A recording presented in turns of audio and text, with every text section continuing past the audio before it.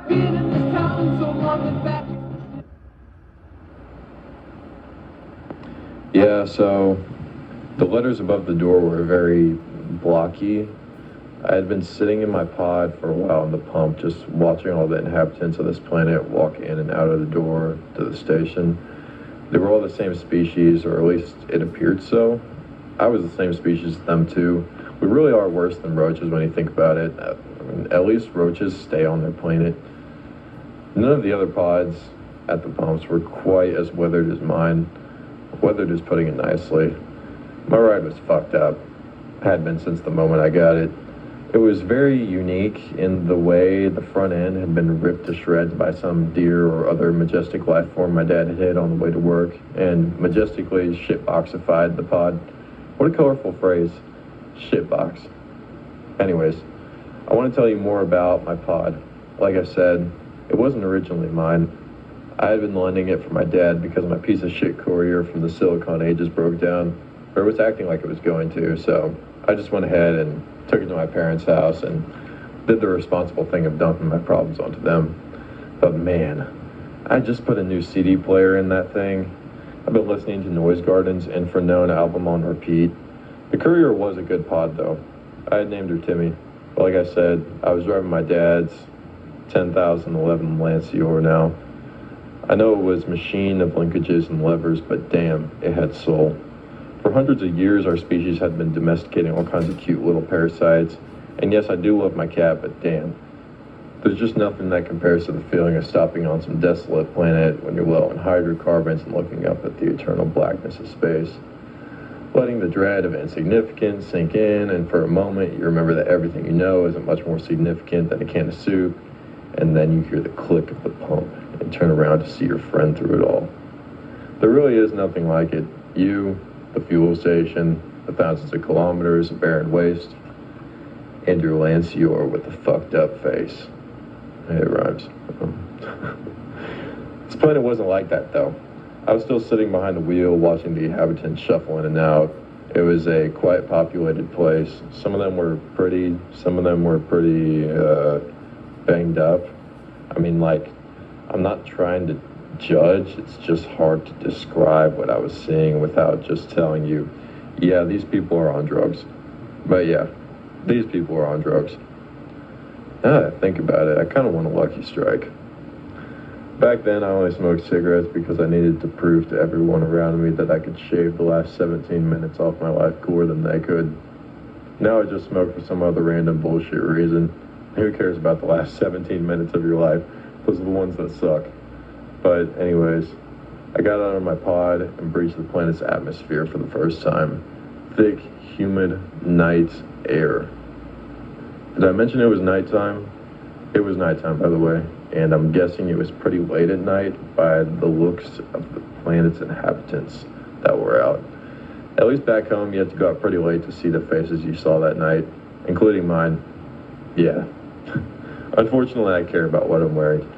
I didn't have any gear on whenever I walked out into the air that night, though. Just my tone-deaf shirt and my Reunion Bay cargo pants on. It always amazes me when I can just step out onto the surface of a planet and the atmosphere is just like, yeah, sure, I guess you can just be a little fleshy thing here or whatever. I just know so many places where if you were to step out of your pod, you would instantly be cooked to death or slowly freeze to death or good old-fashioned stab to death. It looked like the most dangerous thing in this planet's atmosphere was honey buns and diabetes. Sorry, that was mean. But I was getting ready to walk into the station whenever I remembered to lock the door. I had my guitar and my bike in there, and losing either of them would be just as bad as losing the whole pod. Never again. Not after someone jacked my Barbie board and BMX out the back of the courier while I was at work. The bike was worth more than the pod itself, and the Barbie board was like 15 new bucks too. Man, fuck. I locked the doors though, and made my way to the side door of the place. The two blocky letters above the door were illuminated white, with a red background of painted bricks. I guess that probably signified something to the culture of these people, but I really don't care. Stepping inside, I saw more culture. Some awful 1020s generic overproduced pop music was playing, and why was everyone wearing sweatpants and Crocs? Of all the things in the galaxy, why did it have to be Crocs that outcompeted all other shoes?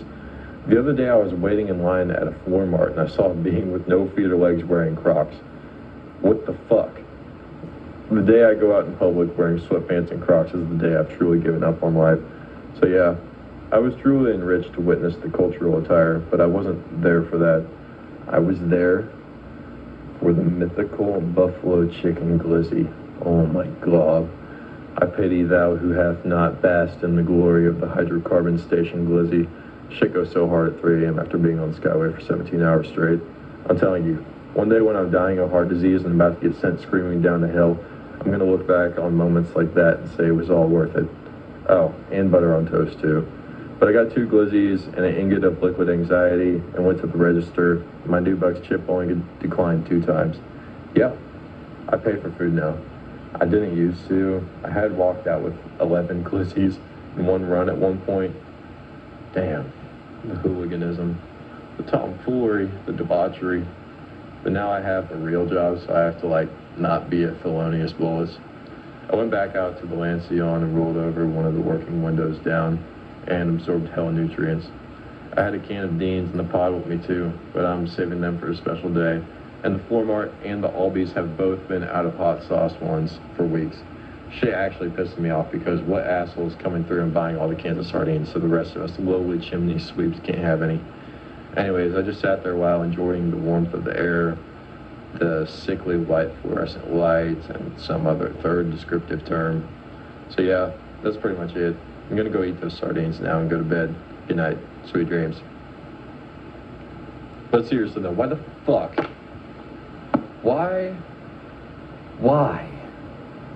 are there no sardines anywhere? That I don't give a fuck if I just ruin the tone on the end there of the entire thing.